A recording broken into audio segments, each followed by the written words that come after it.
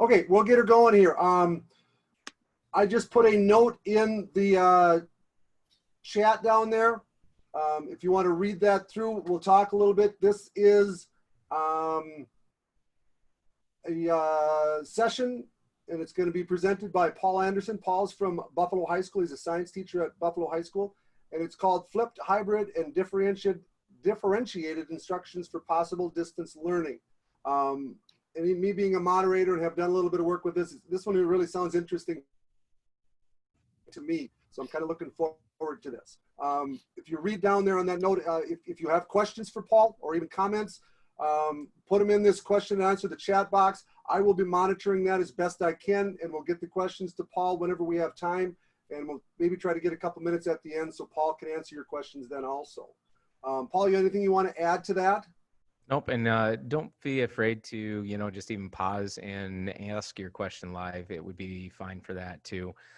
This is really one of those sessions where dialogue is good. If you have questions, I'm by no means an expert, but I have some experience in various things. So I'll be willing to share kind of my 2 cents on things, but again, and not a expert in any of it. So if you put questions in, make sure that you put your name in and your school. Okay. Yeah, I don't see anything in the chat. You said you put something in the chat already? Yeah. Aren't you guys seeing that? I didn't see anything come in through the chat either. No.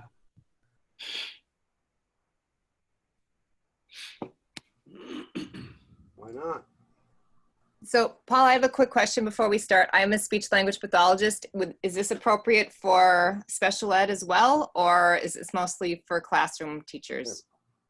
Thank you, Sean. I wouldn't have seen that. All right.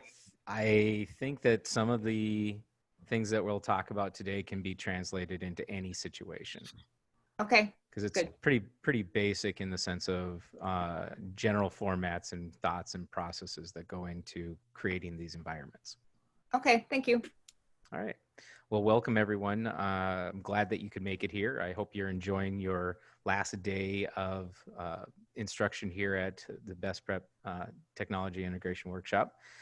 We are going to talk a little bit about flipped, hybrid, and differentiated instruction and the eminence of possible distance learning. So we'll go ahead and get started here. I'm going to start just a little bit by talking background about like what is flipped instruction. We want to kind of look at what was the intended goal of it. And really it's about shifting that instruction away from time with the students and putting the onus on them to kind of do a little bit more on their own. So think in terms of what's passive learning versus what's active learning. So we kind of look at it in that sense of when are the student going to be a passive learner? And it would be really things like when they're reading or when they could watch a video, anytime that they could not have to have direct instruction. If you think about a lecture that you'd be giving to a group of students, if they're sitting there not actively engaged with you, then that's something that they could be doing on their own. And then the goal is in flipped instruction is to try to shift it so that you can actually put more time into working with the individual students. So when you do have them in class with you, you're going to be able to do more activities, more ways to kind of help struggling learners. And so that's kind of the goal of flipped instruction. The slides, I think, should be linked into the actual page where you were. So there are some links there as well for extra resources. And you'll get a chance to maybe kind of go through and do those as some further readings if you get interested in looking at it. When we go into hybrid instruction, our goal here is to kind of split how we kind of do things. So we're looking at it in terms of sometime face-to-face, but sometime more of an online, and how we kind of go about shifting that is going to be the important thing. So you got to really start to think in terms of strategies of, if I have face-to-face time with students, I want it to be super collaborative. I want to be able to make the students get engaged with each other. And then the time when they're going to be online, they can go do more instructional type things. You still want to kind of consider when you're in that hybrid instruction mode of how do I keep engagement between the student to student type things. So try to think in terms of how do I keep those engagements. The hybrid instruction blends well with that flipped instruction model. So again, you're looking at it in terms of content delivery can go into that online environment when with kids will be more your activity. So very much a hybrid can be kind of similar to the flipped in that sense. When we get into differentiated instruction, this is really where I think, the way I look at it with distance learning is differentiated instruction is going to be individualized for the learner. So you're starting to look at each individual learner and say, what are their needs and what are the things that they need to have in order to learn best? So you're actually trying to go through and evaluate those. You're really trying to also start to get to that point where I think when you're looking at differentiated instruction, you're almost going to a standards model where you're going to try to get all students to learn at the same level or get them to that, bar that you're going to set for them. So your goals now are what are really going to try to drive it, and it's getting everybody to that goal. So that's where we start to look at differentiated instruction. So that's really, I would say, my take on the differences between those three different models. Whichever model you're going to kind of look at going into, it really comes down to setting up the strategies of how are you going to go about doing this. I kind of broke down whether you do flipped, whether you do hybrid, whether you do a differentiated model. In all three of those different strategies, I think there's about 3 stages that you need to kind of go through in preparing to do that kind of a jump. And the first, stage of this is always about the planning and the preparing. So we're going to go through things like, what is it that we need to know? So this is our goals. So if you think like the lesson plans that you're currently working on for this workshop, we kind of set it up as a backwards design process. So thinking in terms of what are your goals? This is where we want the standards to kind of drive what we're going to teach. We want to think in terms of creating a learning target for the student and then letting them know what those learning targets are. So we're very much about, this is the goal of what you need to know by the end of the course that we're teaching. So we're kind of setting up our goal system first. In Buffalo, where I teach, and the courses that I teach, we call these learning targets. We lay out the learning targets for all of those students, and all of those learning targets kind of map back to our state standards in science.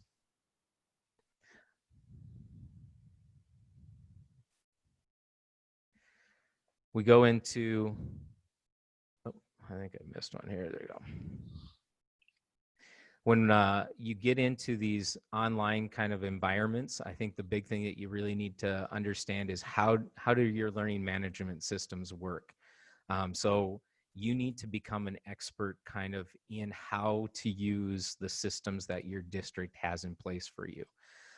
It will help when it comes to embedding your content, when you go into your assessments. Anytime you have to do communication with your parents or students, you need to have those systems in place and ready to go. You need to know where your pitfalls are going to be. So for my in my environment, the one that I'm working in, all of our content is going to be delivered through Google Classroom. So we're very much a Google Classroom in how I'm going to embed my content, how I'm going to create my assessments, how I'm going to try to connect with students. But then from a grades point of view, we use Infinite Campus as our other content piece. So our connection through our parents is going to go that way. Our connection with our students is going to go that way. So you really need to kind of find out what are the advantages and the disadvantages of your systems that you currently have in place. It is very important that you're spending that time kind of understanding those and what you can do with those. So that would be another big step in making those shifts to these different models. We then need to also kind of go through, and you have to have a very good understanding of your learners. So for instance, when I get a classroom set of students coming into my science, whether it's chemistry or physics or even a ninth grade science, I want to know where their strengths are and where their weaknesses are. So I'll sit down and I'll go through some of their past work or their past courses. So look at what their test scores were.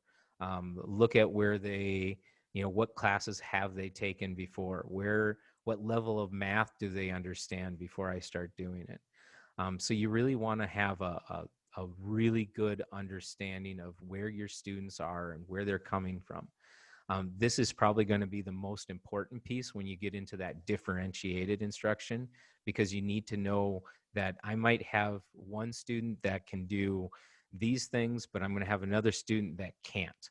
And so how do I plan around making sure that they can all work and achieve the goals that I'm setting forward? So you have to spend some time evaluating your learners. The last part of this, first stage is really that grading piece.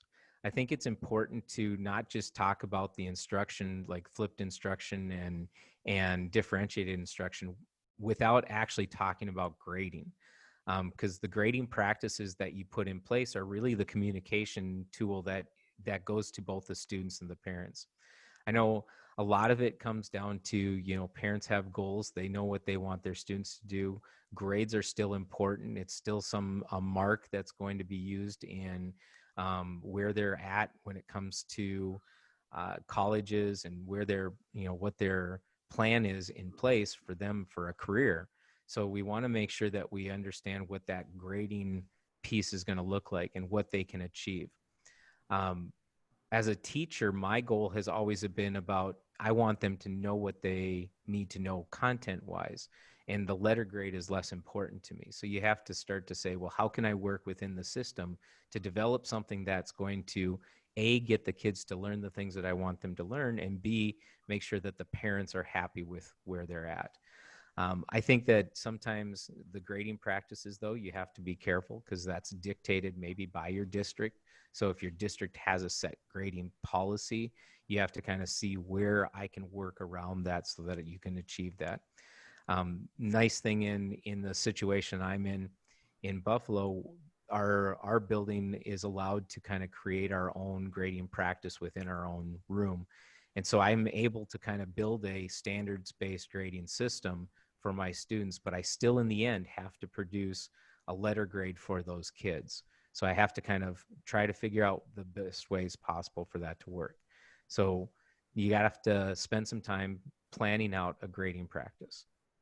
Now, all of the things that we've talked about so far, those are without ever having a kid walk into the door into your classroom. So we're still looking at that. A lot of it is front end planning.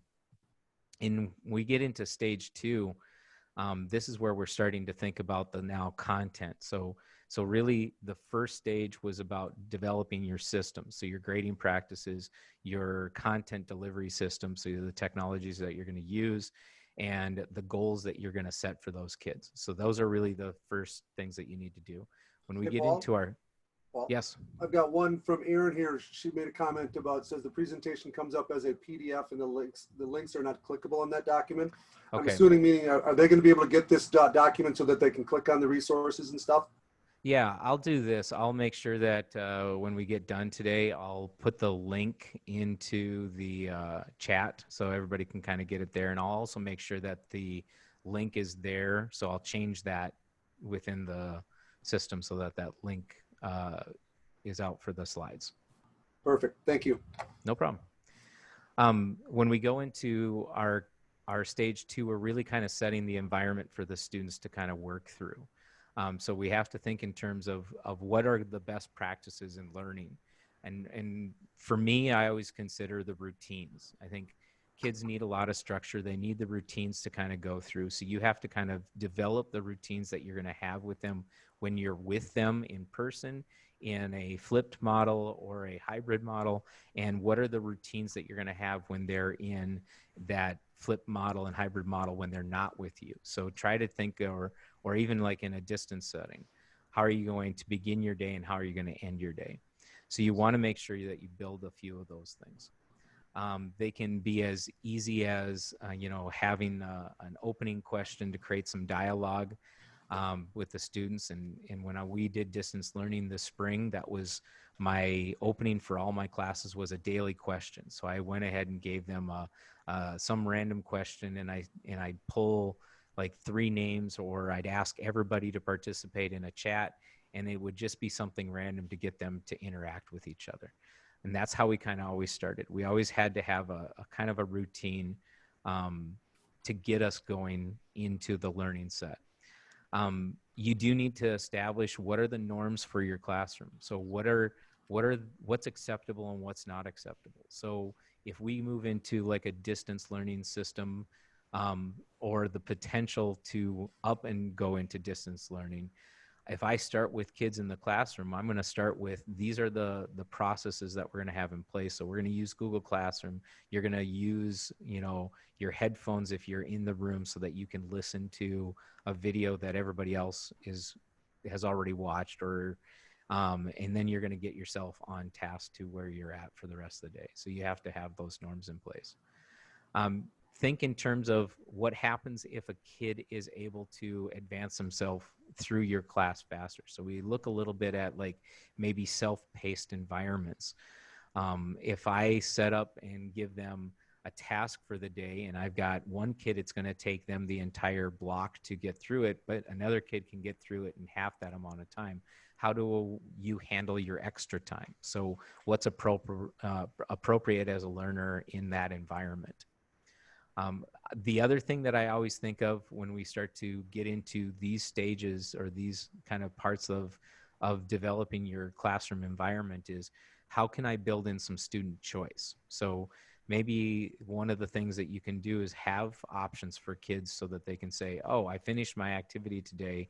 What can I work on? And maybe there's a way for me to advance myself within that same topic. Or maybe it's that you need to work on something else now for a different course. And so you kind of build those things where they can have some choice in the matter as well. Oops.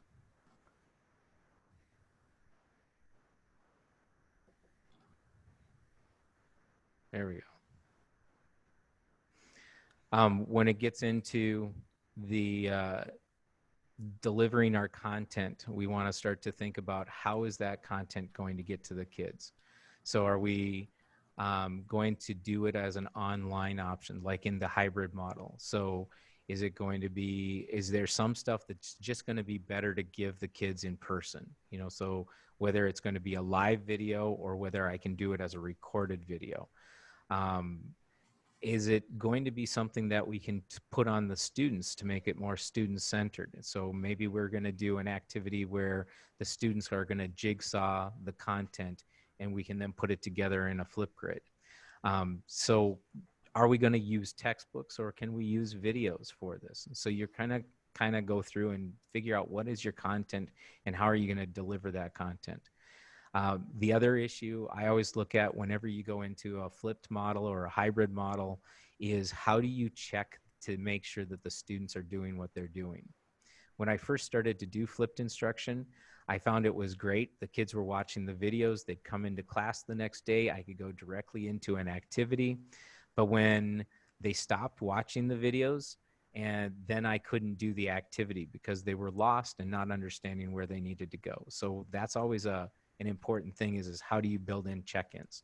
So I started to do little things like exits out of a video at the end of the night. So in other words, they'd watch their video. They knew that when they came into class, they were going to have to answer a question immediately.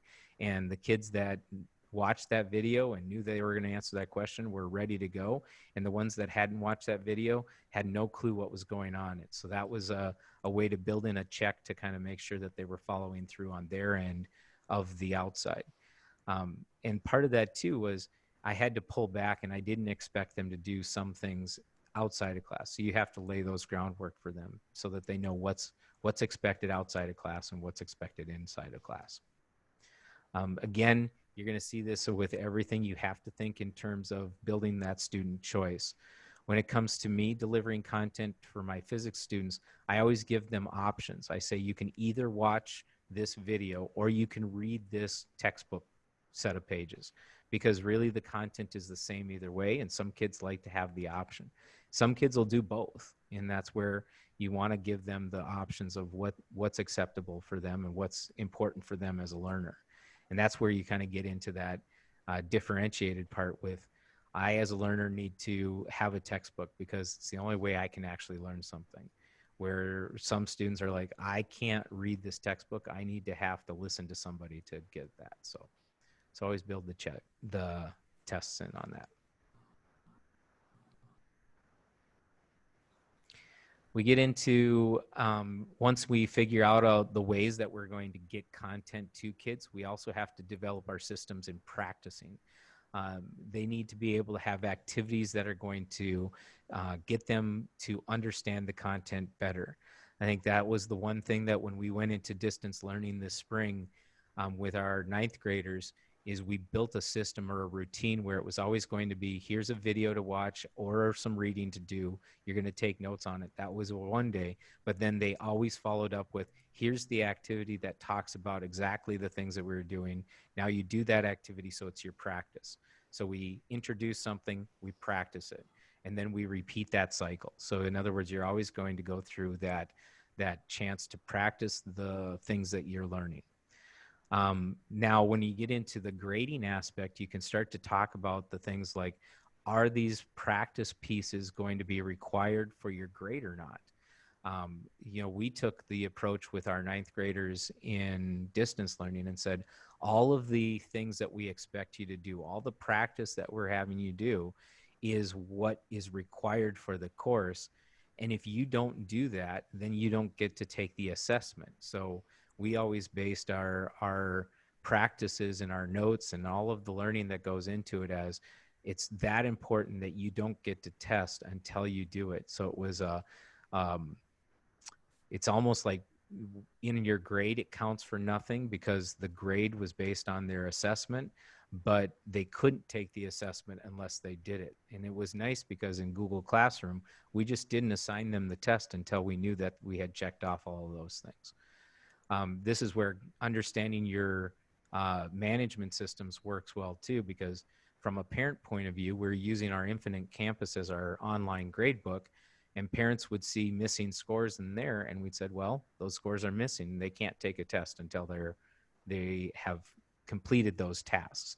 And when those tasks are done, we'll open up a test for them. And so that's how we ended up holding them accountable to doing all of those things. It was really creating a system in which our practice was just as important as the test, but the practice looked like a 0% in the overall grade, and the assessments were 100% of their overall grade. We also need to consider, are there times when a kid doesn't need to do all of the things that we'd like them to do? So maybe you build in 2 or 3 different activities and you say, well, you can do this activity and show me that you understand. But if you don't understand after you do that activity, you may have to do a secondary activity. So that's where you kind of get into that differentiated and what's leveled. I do this with my physics class. I always have multiple activities to kind of show the practice. And if there's usually one that's required that everybody has to do. But then if they're not getting it, they can go back and they can do the other activities as well. And that kind of helps to build in a little bit of that student choice there as well. So they know that if I'm not successful right away, I need to make sure that I can be successful later.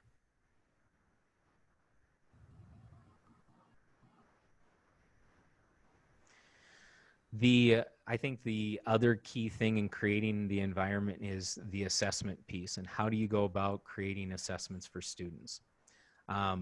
We look at, the tools that we have now and maybe some of the things that you've gone through.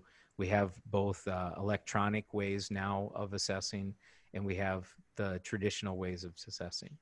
One of the things that I found when I was doing distance learning this spring was you never know where a kid truly is, because if it's coming in electronically, you don't know what the environment was. If we're assessing in a classroom and it's under our view, we know whether they're doing it on their own or not. So we had to start to think, well, how do we change this around? Is there a way for us to create questions that are going to get at that understanding without having to worry about they're just Googling something and putting an answer in? And so you do have to kind of go through and think about your assessment questions in that sense. Well, yes. We've got a question here from Shapri. How do you assign a test to only specific students? We've got 130 students. That's kind of hard to do.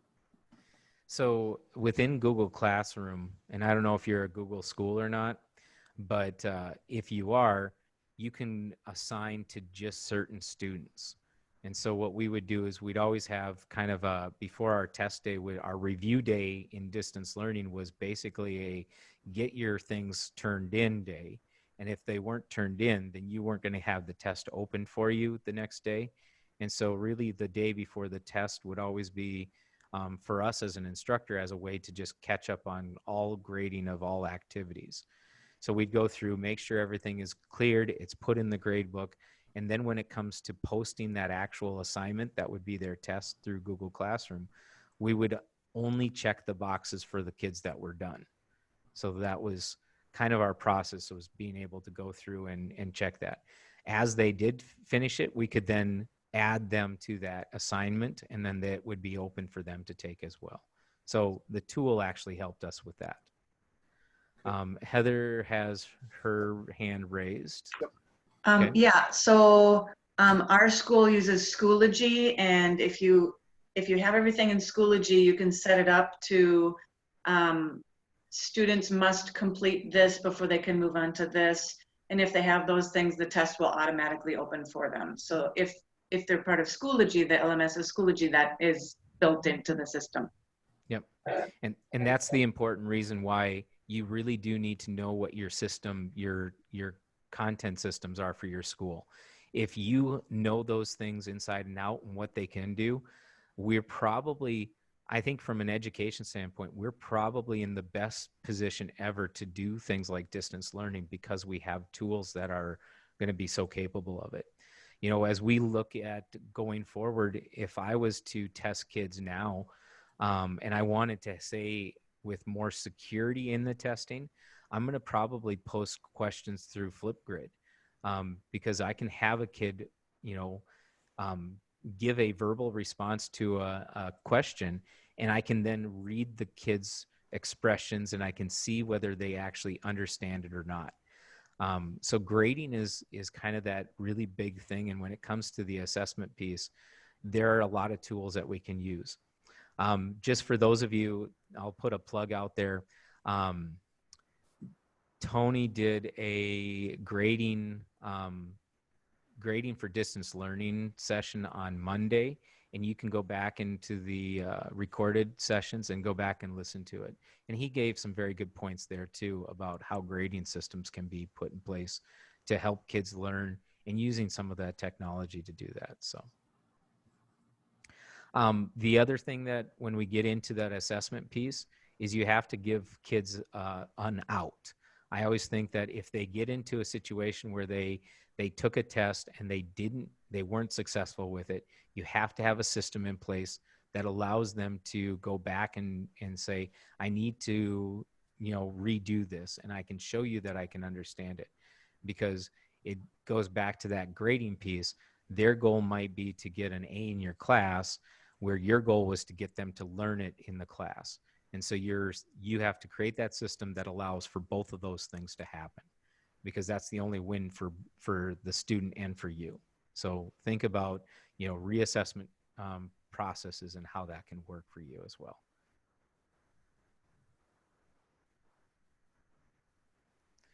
Okay, when we get through that, really now we're to the point to where students can actually walk into your classroom, so we can actually start to put things into action.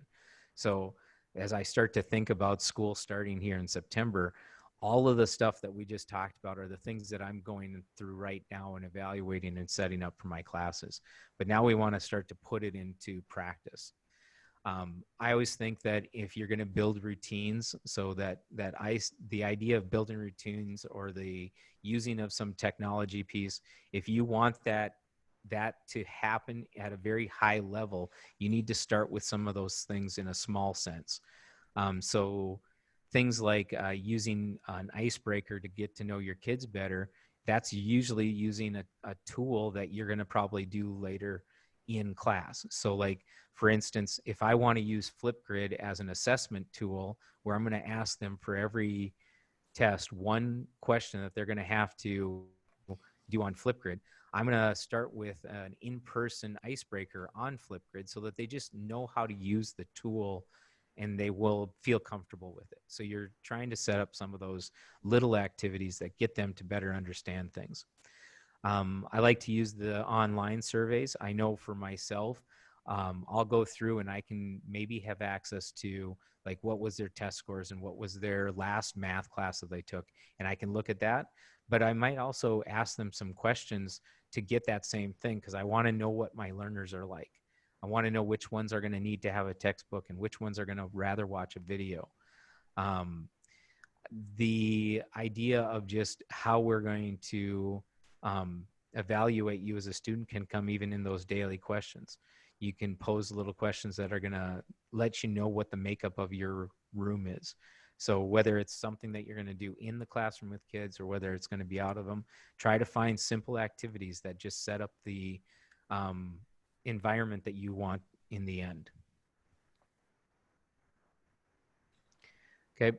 We look into the groupings that we're going to work with. So now I've got a group of kids that I'm going to have. I need to know, do I want them to ever work together? So collaboration is a big thing. We already heard this from our workforce panel and probably through our job shadow that we're doing, that we need to have students that can work and communicate together. So how do I go about setting up those groups, and are they always the same or are they going to be different? So I like to look at the size of the group. So based on the activity that we'll have, is it more appropriate to have them in groups of 2, in groups of 3, you know, and I never want to go more than that. So I want to try to keep the groups down. The amount of where they're at strength and weaknesses, I think, is important. So if I have some kids that struggle with math, I'm going to pair at least one kid in there that kind of understands the concept. Maybe they can then learn student to student as well. So that's sometimes where you can mix your strengths together. But sometimes it's might be better for you to have similar strength kids together so that you can then focus with the group that's struggling the most. So like if I put them together in a group and I know that I don't have to worry about one group, I can go directly to the other one to work with. And then I think there's a benefit to always having randomness with groups. I think sometimes kids, you know, can see through whether they know that one kid can understand something better or not. But when you do random selections, then it's like, well, it's just a random group. And so there's no, they're not thinking like the teacher put me in this group because I'm this. Okay. So it's very much about having some randomness. And then after I always think after I understand my students really well and I kind of get to know them really well, then I might allow some time for them to choose groups as well. But I always want to make sure that I know them well enough to, like, when they say, I'm going to choose, can we choose our own groups? I'll say, yeah. And I know exactly what group you're going to go to. So now I'm okay with it because I already know where you're going to go. So. Connecting with all is an important thing. And when we say all, it means I need to make sure that I'm constantly communicating with parents. The idea of changing your instructional model is a big deal for a lot of parents. And so you need to be upfront and keep constant communication with them. You also need to make sure that the students understand the model and the practices and the systems that you're putting into place so that they can explain it as well as you can explain it. So you want to make sure that you're keeping them in the loop with the parents as well when it comes to the systems that you're putting in place. I always think that, you know, if I go into a kind of a flipped model or a hybrid model or even that differentiated model, I want to make sure that I'm touching base with every student on a daily basis. Now, the amount of time that I spend with each is going to be dependent upon where that learner is. So if I look at it and I come up and I sit down and I talk to that kid that gets everything that I'm doing, I'm like, you're getting it, you know, but they still want me to talk to them because they want to feel included as part of the class. So I'll talk to them, and maybe I'm going to, you know, also talk to them about something that's outside of class for them, so that they make a good connection. We build a good relationship. But then when I sit down and go with that one that I know is struggling, I'm going to spend more time with them because I need to get them up to the same places those other learners are. So you can do short check-ins, you can do longer check-ins. It really depends upon the learner that you're working with. But you do need to make sure that you're connecting with all of your students all the time. Got a question for you here, Paul, from Yep. Jody. How do you do daily check-ins with distance learning? Jody from Laverne. So one of the things that I do is, when I did the distance learning, is I'd have a daily question, you know, so the expectation is that you had to kind of make a comment to the daily question. So I knew that you were still kind of around. When it was, I always kept an open office hour as well. So there was a chance for the students to pop in anytime. But if I didn't hear or see from a student, I would email them directly and I'd set up meetings with them. So you'd have to go through and start to look at setting up those meetings. And yeah, it does get to be tough when you have a lot of students. But when I looked at the amount of time that, you know, we were sitting there, I'd have enough time in my day to sit down and connect with, you know, 40 kids today, and I could do another 40 kids tomorrow. And sometimes an email connection is just as valuable as a face-to-face chat. So just getting them to make sure that they know, if I send you an email, I expect you to respond back to my email. That's a connection. So they don't always have to be verbal.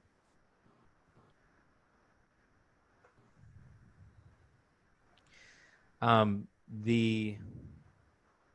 see. The one thing that we want to do is we want to make sure that we're doing being reflective as educators. I think that the reason why we start to look at this as a circular process is you have to start to sit down and say what worked and what didn't work. If you are going to go ahead and make a video and you expect the kids to watch that video, take after a day of making that, sit down and you watch your video as well. Make sure that it flows the way that you look at it or the way you expect it. And you'll kind of think, I know, like for me, when I first started making videos for my flipped instruction, I'd listen to them and I'm like, oh, I thought I sounded like I was giving something different. I need to go back and redo that one. And so you go back and you can make changes and edits to your own work. So make sure that you're reading your own content from a student point of view. Okay. I think that when it comes to the technology end of things, you may want to always set yourself up with a student account or have a student that you can kind of go to say, how does it work or what does it look like on your end? I think that's always the biggest thing when we started our distance learning was we saw stuff from the teacher side of things. We didn't know what it was going to look like on the student side of things. And as soon as you kind of get those two accounts to kind of see what it looks like from their view and what it looks like from your view, you understand the systems better and you'll be able to function with it more. Paul, how do you get your videos out to your kids? Do you use YouTube, just direct links? So if it's a video that I created, I usually post them to YouTube so that I house my videos that way. And then I'm going to use the links directly to the kids. So it becomes an assignment in Google Classroom. So they just get the link to the video and then they watch it. But from the back end, from a YouTube account, I can then watch the analytics of that video to see if, you know, how many kids are watching it, when it was assigned. So I get a little bit more control on that end. The other option is to use something like Edpuzzle or a Google Form and embed those videos so that you can put in some checkpoints. So you could actually have them, you know, build in a question or two in the middle of your video so that you know that they're kind of getting what you want out of it. And that can be used as a formative assessment piece. Okay. So being reflective is kind of a key thing. And then when I look at it too, you need to make sure that you're flexible and you can change if need be. So if something wasn't working, you have that. And if you build good relationships with your students, they're going to understand that what you're trying needs to be flexible, and that the intent is to always A, help them learn, and B, keep them so that they are happy in the class with the grades that they're doing. And so that's why I think that grading practices are just as important as instructional practices. So, all right, and now I'll open up any questions or things, and like I said, I'll get the slides put into the here as well. So Paul, do you guys use anything other than Schoology? I'm sorry, Classroom. Do you guys use Schoology or anything like that? No, we kinda are, use both at Farmington. We are a non-one-to-one district, so our district didn't have devices for kids going into it, so we had to support kids with whatever devices they had. And then families that didn't, we had to get those things out to them. But we are a Google school, so we just opted to go straight to Google. And then, and so that was new for a lot of our staff, was you just now have to learn how to run Google on the fly. You're talking And Google Classroom, right? yeah, Google Classroom. And so when we start this fall, all courses are required to be on Google Classroom. So that we are going to be 100%, every kid will be able to access their class through Google Classroom now. Paul, there's Heather Klug was saying they need permission to access your presentation. Okay.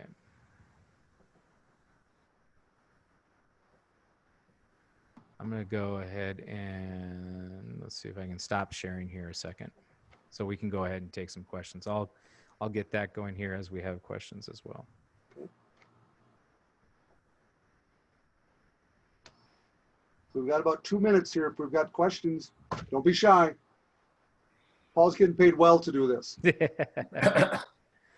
Oh, what would you say your biggest challenge was with Google Classroom that you had to overcome? Just give me 1 second here. Copy link.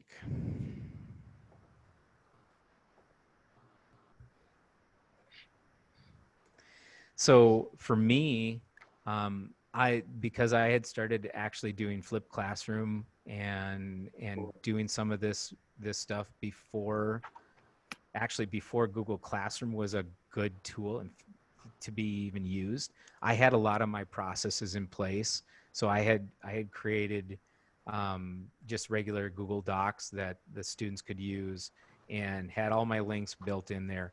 So I had created almost my own content management system before Google Classroom came out. So for me, I transitioned straight into Google Classroom, not necessarily knowing what it was capable of doing.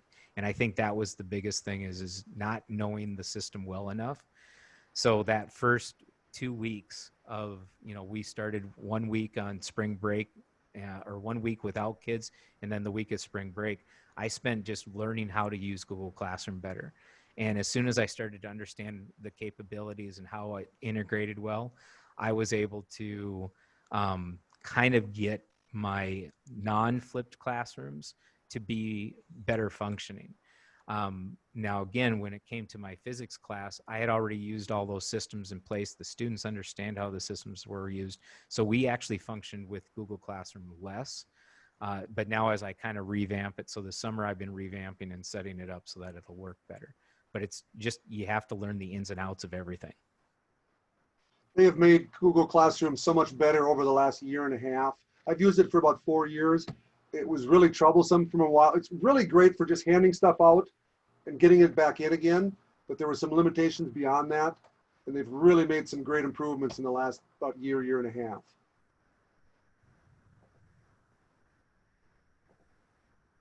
All right, Paul, I think we're out of time here. All right. And as far as it goes, I will try to make sure that the link gets out. I'm going to try it one more time here, because it says that you still need permission. So let's give that one a quick one and see if that one worked any better, because it said that it should be. Okay, that one works now? Okay, thank you. I'll make sure that it gets posted there as well when the recording comes through so that everybody can have access. And enjoy the rest of your conference, and we'll see you later. Let's give Paul a round of applause. Yeah. Oh. Thank you for coming. I hope you learned. Have a great rest of the TIW.